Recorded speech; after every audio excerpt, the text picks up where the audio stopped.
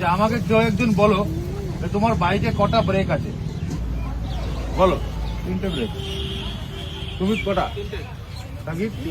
কি কি?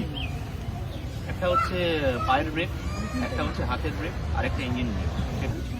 তার আইডিয়া নেই ইঞ্জিন ব্রেকিং কাকে বলে, কে জানো না। আমাদের ডানাতে ফ্রন্ট ব্রেক থাকে, বাঁ হাতে থাকে হচ্ছে ক্লাচ বাইকের, তাই তো? দেখবে তুমি যখন গিয়ারে থাকো তখন ক্লাচ যত ছাড়বে তত বাইকের স্পিড কমতে থাকে, রাইট? এটাই হচ্ছে ইঞ্জিন ব্রেকিং, এটাকে ইঞ্জিন ব্রেকিং বলে। ব্রেক করলে স্পিড কমে, ক্লাচ ছাড়লে স্পিড কমে। এটা মানে কি বলে, উল্টো আর কি।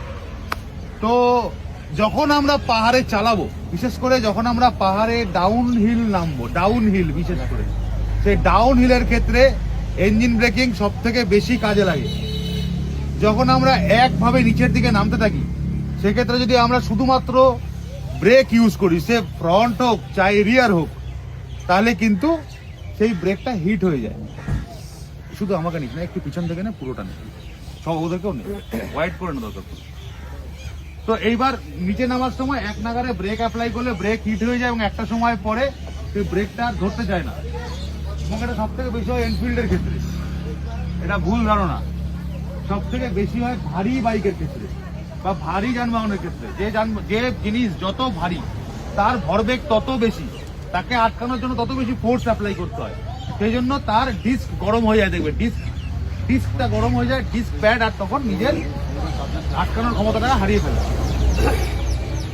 সেই জন্য আমরা ইঞ্জিন ব্রেকিং ইউজ করি। আমরা যখন একভাবে নিচের দিকে নামতে থাকবো তখন আমরা গাড়িটাকে সেকেন্ড গিয়ারের উপরে তুলবো না, এটা আমাদের মন্ত্র করে নিতে হবে, একদম মন্ত্র।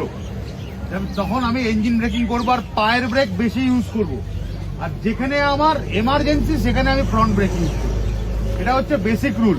তবে এটাও বলে রাখা দরকার যে রাইডার তার নিজের বাইক এবং নিজের স্কিলের উপর ডিপেন্ড করে এটাকে অল্টার করতে পারে।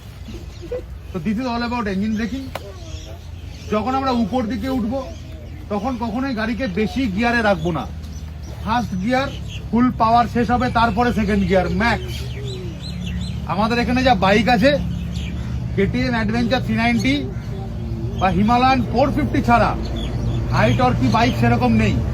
তো আমাদের ক্ষেত্রে সেকেন্ড গিয়ারের উপরে যাওয়ার কথা আমরা ভাববোই না উপরে ওঠার সময়।